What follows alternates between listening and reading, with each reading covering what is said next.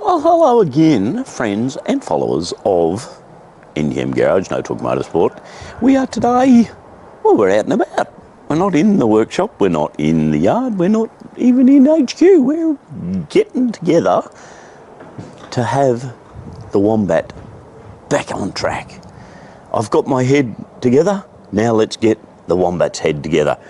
Come on, let's go and see what we're doing.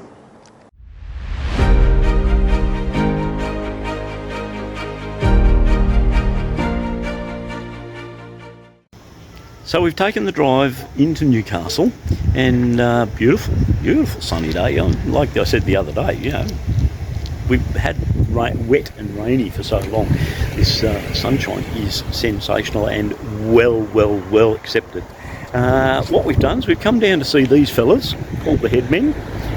We've had a fair bit of recommendation about these guys from Reese there at Tanilba Bay Tyres, also from Brett at Autobarn there at Port Stephens. So yeah, there's a fair bit of reputation good about this.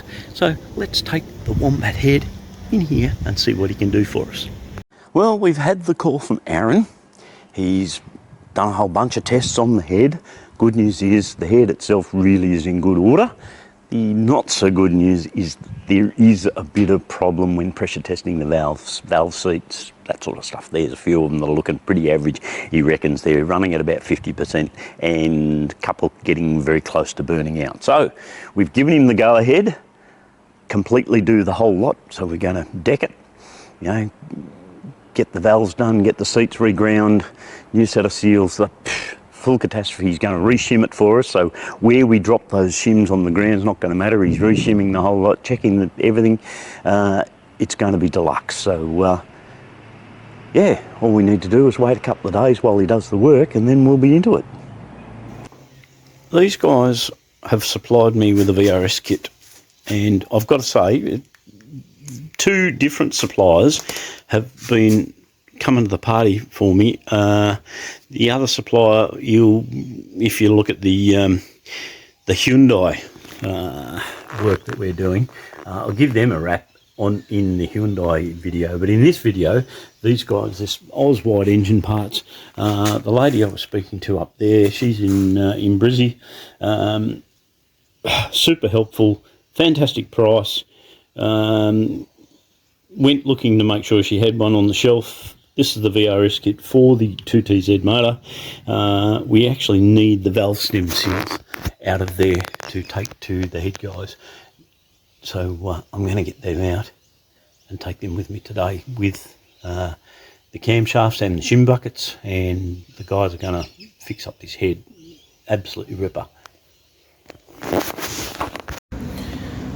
Not only have they given me ripper like record speed service to get this kit to me and made sure it was the right one, but they've included a nice smelly to hang in the car as well. Ha! Thanks very much, Oswide. You guys are just excellent. We'll be using you for more parts in the future. Valve stem seals, shim buckets, some other ancillary seals, two camshafts, cam caps. Yeah, I've got what I need.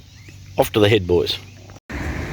Righto, so we come back to see Aaron at the Headman. He's done the job on the head for the Wombat. So let's get her home, let's get her reassembled. And back in the workshop we are, with the head that Aaron has so beautifully cleaned up and prepped for us and revalved and done all the grinding on the valve seats and setting of the shim buckets and all that sort of fun stuff. So the head is 100%. We've lifted the cams back out of them just so that we can get the head bolted back up. Now on the block itself, if we wander around, we have scraped and cleaned and decked and blocked and scraped again and blocked again and cleaned again, so that we get a nice flat surface for that head gasket that we've slotted in there ready for the head to bolt up. All good to go. Header's in place. Now to start the torquing sequence, and it is a little bit unconventional. I think I have come across this once before, but it's not just a circular motion, it's sort of like a crisscross circular motion all the way around. But the other thing is that you set the bolts to 29 foot-pound, and then it's two 90-degree turns, so it's not a specific tension as such, but the initial point is a specific tension, and then we give it 290 degrees. So progress to date. We've got the timing gear on the chain. We've positioned that top dead center. We measured top dead center, or checked, confirmed top dead center by running something out through the spark plug hole, got the top, and we lined up all the timing gear here, so we're quite happy that we've got the cams are all timed correctly. We've put a little bit of extra assembly lube on them just to get them nice and slippery for the first startup. Bolted up the intake manifold with the new gasket underneath. We've put new rubber seals on the end of all the injectors, put the fuel rail back in. So we're making some progress. As we were saying, this is going to be an abridged version of the process, and we got so close to having all the work done yesterday. If we have a quick look inside the door, under the driver's seat there, as you can see, the engine essentially is back together, the head's on, tension down, camshafts are in and timed, rocker cover's on, spark plugs are back in, plug leads, fuel rail, everything's there ready to go. We've put all the cooling system back together at the front there. We've put the distributor back in. We're still going to have to time that. We're just about starting to bolt up the exhaust manifold. The intake manifold obviously is bolted back down. We've dropped the engine back onto its engine mounts, so that's mounted back into place. So we really are very, very close. But this damn rain has come back again. So desperate times have called for desperate measures. We've put the gazebo up to get this bloody thing finished once and for all, and we can drive the Wombat one more time. Here we go, trendsetters. It's got to that stage. We've done, we think, everything. Fingers crossed. It's all sort of bolted up, and we've got coolant. You can't see much. That light's pretty ordinary. Here, that's a little better. Coolant in there, the oil level's in there, everything seems to be right. We've tensioned everything up. We're pretty sure that we've connected up all the hoses and all the brackets, and fingers crossed we haven't left anything out. Anything's possible, but here goes.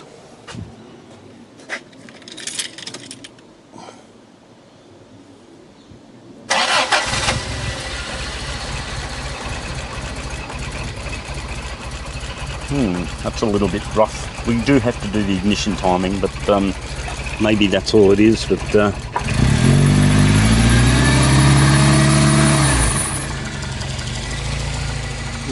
with a little bit of rev, and she smoothed right out. That's better. Let's do the ignition timing, and hopefully put the last of the bits back together and drive it. So doing the timing on one of these is a little bit tricky because we've got the engine here. As you can see, we've got the timing light clipped to number 1, which is what we're meant to normally do.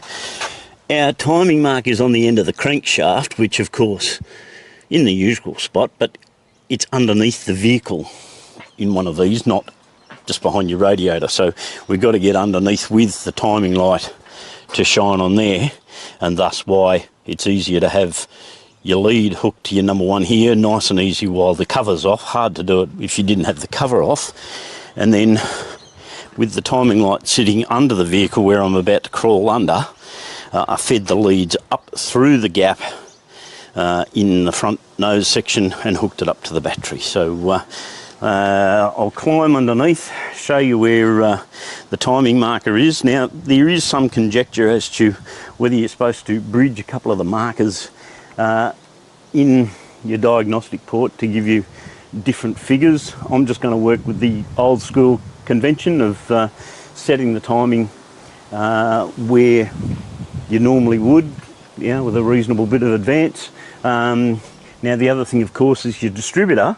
Now your distributor's at the back there. On the top and the bottom of the distributor, we're going to get in from underneath, just loosen off the two 12mm bolts, and I'm going to get somebody just to grab hold of this little plate here and move it up and down as necessary to get the right amount of advance. But let's have a look at the timing marker.